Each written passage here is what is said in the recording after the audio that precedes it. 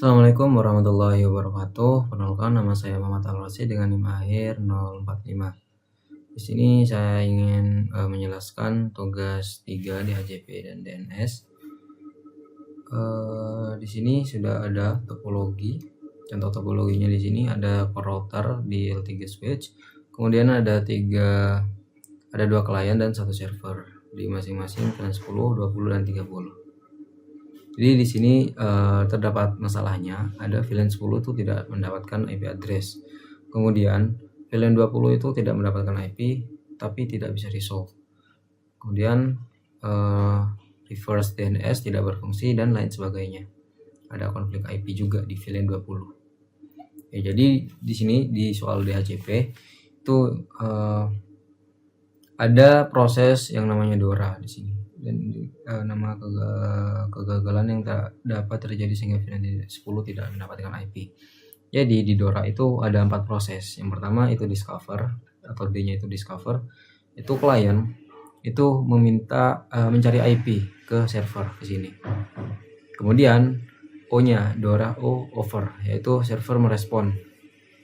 Jadi klien meminta ke server mencari IP ke server. Kemudian di proses yang kedua, server ini merespon dan menawarkan IP 192.168.sekian. Itu yang ditawarkan. Kemudian request. Nah, karena sudah ada tawaran dari server, klien itu merequest, meminta IP itu, meminta IP yang ditawarkan. Ini proses yang ketiga. Nah, klien meminta IP yang ditawarkan, kemudian yang terakhir itu server mengonfirmasi. Jadi server memberikan IP yang diminta oleh klien. Itu adalah proses DORA. Nah, kemungkinan untuk VLAN 10 tidak mendapatkan IP di sini, VLAN 10 anggapannya VLAN 10 itu karena tahap broadcast itu tidak mencapai server karena tidak ada DHCP relay untuk sampai ke sini. Nah, kemungkinan responnya juga dari server itu tidak merespon karena gagal. Tuh, kemungkinan dari 4 langkah tadi, dari 4 langkah DORA itu ada salah satu yang tidak tercapai sehingga VLAN 10 ini tidak mendapatkan IP. Kemudian yang kedua yaitu DHCP server berada di VLAN 30. Mekanisme agar VLAN 10 dan 20 itu tetap memperoleh IP itu bagaimana? Nah, di sini itu ada DHCP relay agent atau IP helper. Jadi ketika VLAN 10 dan 20 itu akan mendapatkan IP dari server, itu perlu IP helper, IP penghubung yang agar bisa menghubungkan klien-klien ini VLAN 10 sama 20 ini ke server, ke VLAN 30. Itu memerlukan IP helper. Jadi nanti ada IP-nya sendiri. Dan yang ketiga yaitu ada log berikut. Jadi log ini itu kemungkinan penyebab teknisnya itu listnya itu sudah terpakai atau telah habis subnetnya. Kemudian apa yang terdampak? Ya terdampak ini kliennya nggak dapat IP. Kemudian untuk solusi jangka pendeknya itu bisa memperbesar range poolnya jika subnet itu masih ada.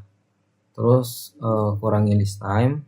Dan untuk solusi jangka panjang itu bisa mendesain sebuah subnet itu dengan ukuran yang membesar.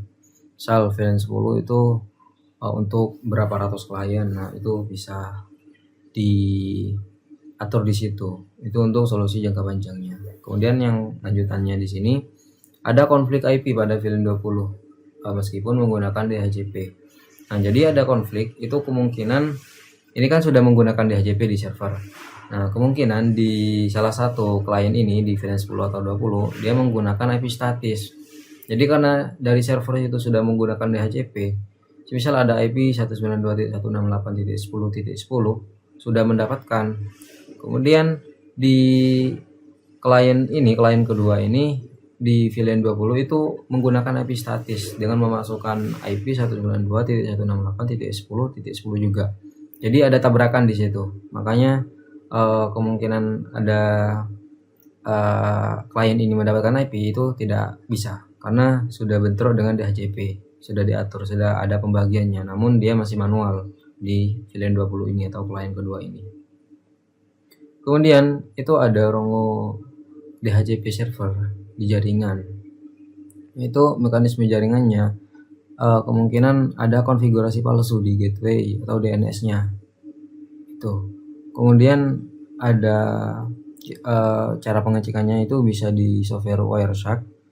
Itu untuk mencari server dengan IP yang nggak dikenal. Itu biasanya kayak gitu. Itu ketika dideteksi kemungkinan serangan, kemudian mitigasi, dan juga perlu menerapkan DHCP snooping. DHCP snooping ini memonitor semua DHCP untuk membangun table atau VLAN dan portnya itu sudah diatur. Kemudian yang keenam, ini rancang konfigurasi DHCP untuk ini. Untuk solusi yang jangka panjang tadi seperti yang disebutkan tadi, itu kita perlu mengatur ini rancang konfigurasi DHCP. Misal di VLAN 10 untuk 200 user. Nah, itu sudah banyak. Kemudian list time yang optimal untuk di area kampus, di area jam kerja, misal dari jam sekian ke jam sekian. Nah, itu biasanya diatur di situ. Kemudian untuk maksimalnya berapa? Nah, itu bisa diatur. Untuk soal DNS di sini jelaskan perbedaan fungsi DNS sebagai recursive resolver dan authoritative server. Recursive server itu menerima query dari klien, kemudian mencari ke server lain untuk mendapatkan jawaban. Kalau authoritative server itu menyimpan data zona tertentu. Contohnya di sini kampus.lokal. Itu datanya bisa disimpan di situ. Dan di authoritative itu tidak melakukan pencarian keluar, jadi cukup di server tersebut. Kemudian reverse lookup untuk 192.168.30.30 itu nggak berfungsi. Itu penyebab teknisnya karena DNS server tidak memiliki record untuk nama DNS-nya. Nama DNS-nya sendiri kan app.campus.local, jadi tidak ada record untuk DNS tersebut. Jadi DNS itu nggak berfungsi sebagai authoritative itu, makanya tidak dapat berfungsi di sini. Jadi untuk solusinya itu tetap pastikan zone kampus app.campus.local itu dapat di zona yang benar, di tempat yang benar. Gitu. Kemudian di sini yang ketiga itu reverse lookup. Tidak berfungsi. Contoh format zone yang benar. Nah, di sini mekanisme PT record itu akan memetakan IP ke nama-nama domain. Nah, itu digunakan untuk reverse DNS. Nah, untuk reverse zone itu untuk subnet misal 192.168.30.0/24. Nah, itu zone reverse-nya adalah 30.168.1.2 dan berikutnya itu. Kemudian di keempat, beberapa klien itu menggunakan DNS 88.8.8 meskipun DHCP sudah mengatur DNS internal. Analisis penyebab teknis, cara deteksi, solusi, dan network enforcement. Nah, di sini DNS publiknya itu 8.8.8, tapi DHCP itu sudah mengatur DNS internalnya. Nah, ini butuh edukasi lah ke usernya nanti, gimana standar konfigurasinya itu seperti apa menggunakan DHCP yang sudah diatur, bukan manual-manual kayak gitu. Jadi 8.8.8 ini ya tidak akan diterima klien karena sudah ada DHCP yang mengatur DNS internalnya. Tuh. Kemudian risiko dalam DNS dan cara mitigasinya. Risikonya itu DNS cache poisoning, itu ada penyerang mengirim respon palsu ke resolver sehingga cache-nya itu tercemar. Itu risiko-risikonya. Kemudian zone transfer tidak sah itu hacker, anggapannya kita hacker di sini meminta transfer seluruh zone dari server. Gitu. Kemudian DNS amplification itu serangan DDoS dengan memasukkan sumber query kecil ke server yang merespon di luar. Kemudian DNS tunneling itu data dikirim melalui query DNS untuk eksfiltrasi atau C dan C gitu.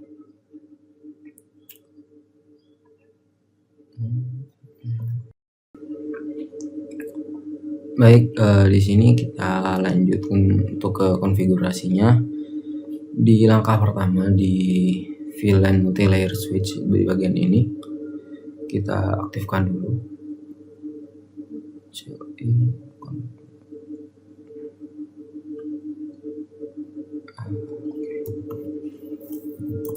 Enable sudah. Kemudian kita beri nama untuk masing-masing VLAN. VLAN 10 itu name VLAN 10 client X. Oke.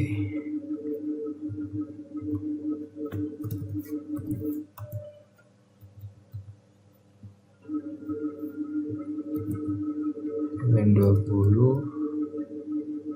Oh ya, client juga.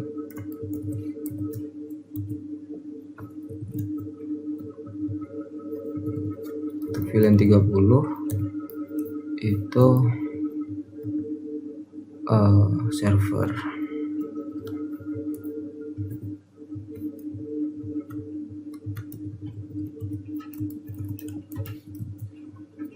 Enter X. Oke, selesai. Penamaan VLAN sudah. Kita coba IP routing. Kemudian IP routing. Oke. Nah, langkah 3 itu kita kasih IP. Bentar. int VLAN 10.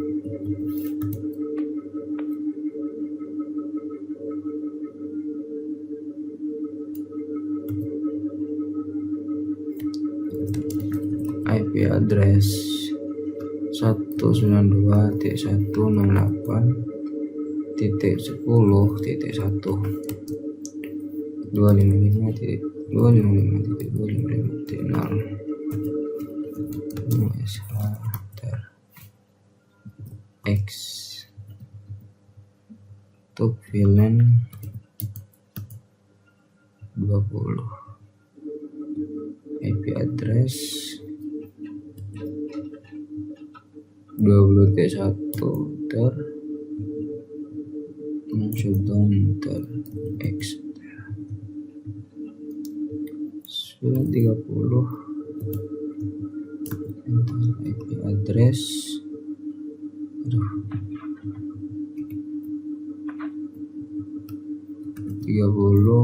enter no shutdown enter X enter. Nah, sudah. Kita coba cek show IP interface brief.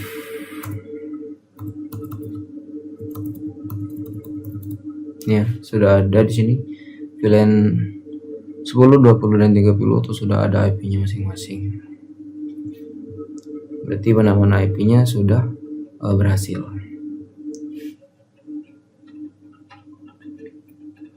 Oke, kita lanjut di ke bawah. Oke, kita lanjut di sini int fa0/1 yang ke bawah. Pak switchboard trunk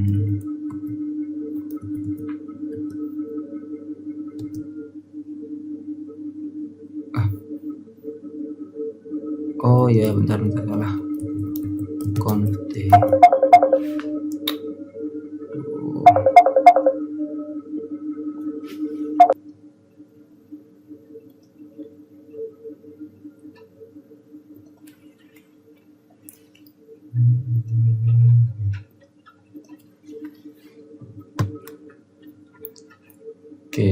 di bagian di bagian sini kita enable dulu konfigurasi. Nah, di sini kita arahkan yang ke bawah, INTFA 0/1 enter, kemudian switchboard trunk encapsulation dot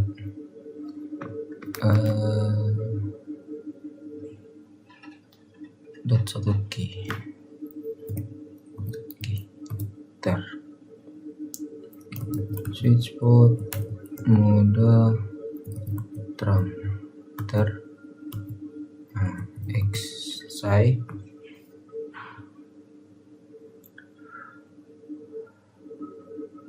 di switch ini selesai, kita masuk ke switch yang ini.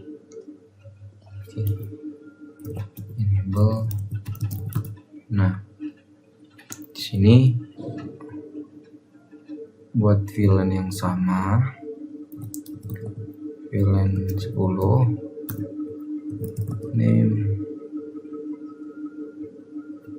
Oke, sebentar. Di sini aja ya.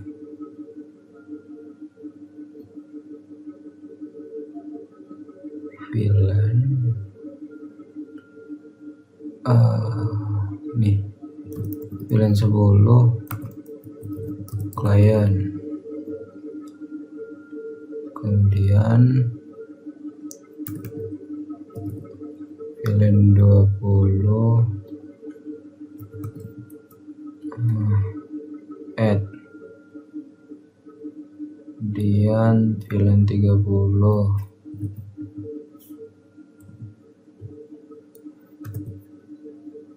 ini server add. Oke, selesai. Masuk ke ini X, kita masuk ke interface.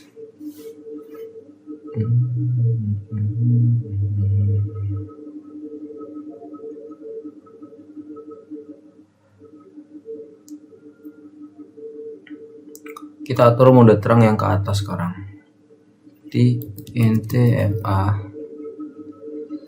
3/1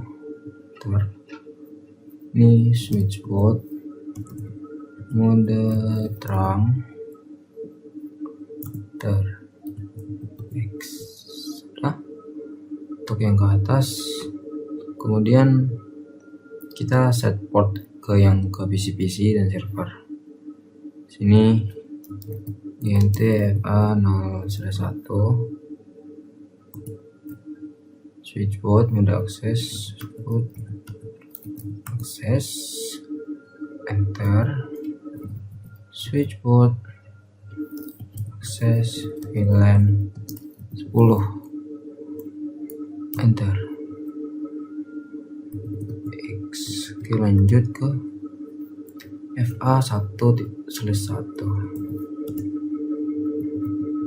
switchboard mode akses, switchboard akses VLAN 20 X, dan ini FA 2/1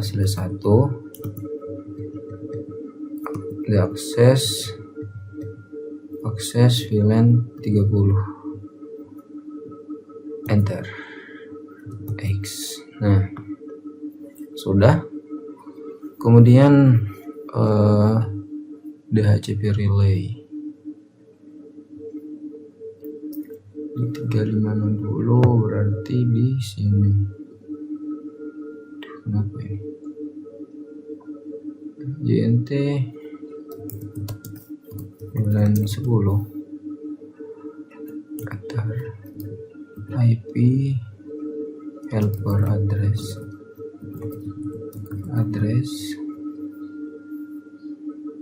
192.168.30.10 X VLAN 20 tuh sama ya, bentar. X selesai. Nah, di server kita buat alamat IP dulu di sini.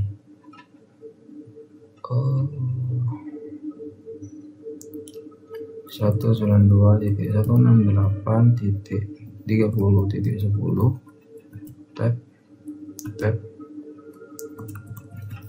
C. Nah, ini titik 1.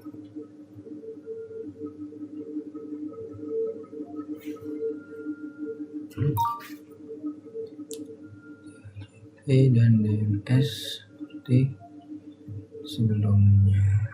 Oke, sebentar.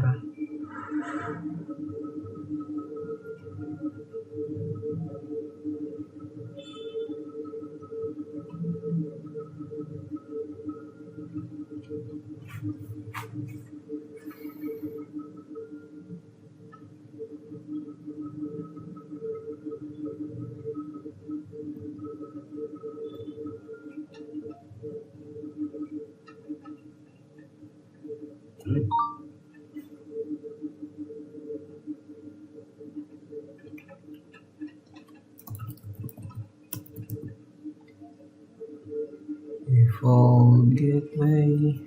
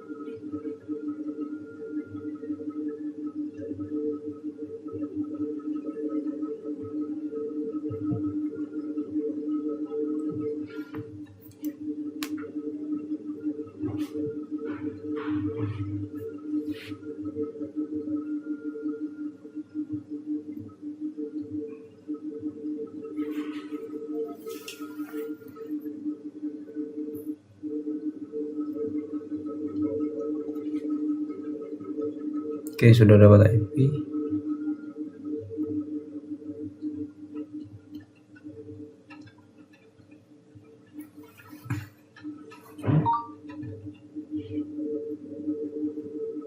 Oke, sudah mendapatkan juga.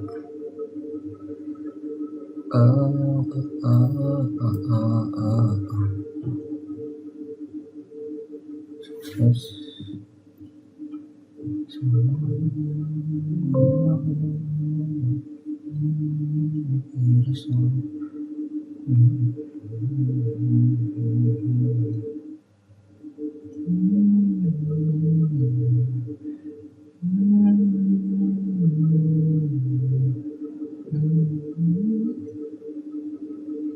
Oh, ada 30 ternyata. Sebentar.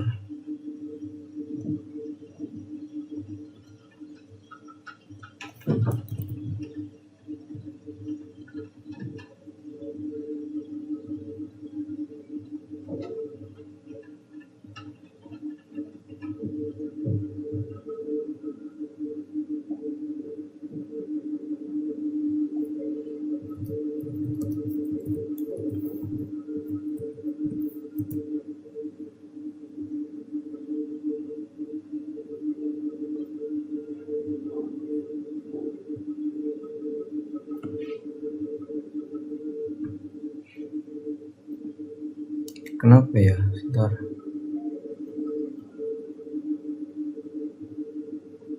Skip dulu dong itu. Akses.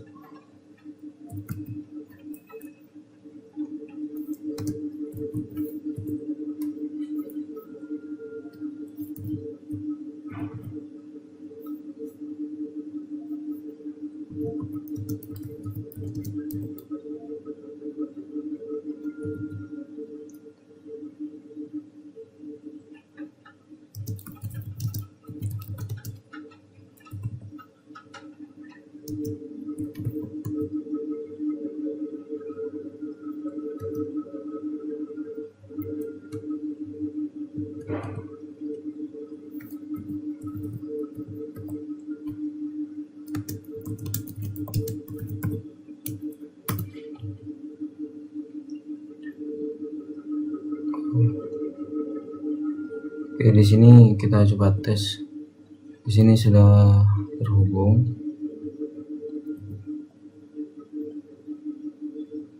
Oke, sekian tugas 3, kurang lebihnya mohon maaf. Assalamualaikum warahmatullahi wabarakatuh.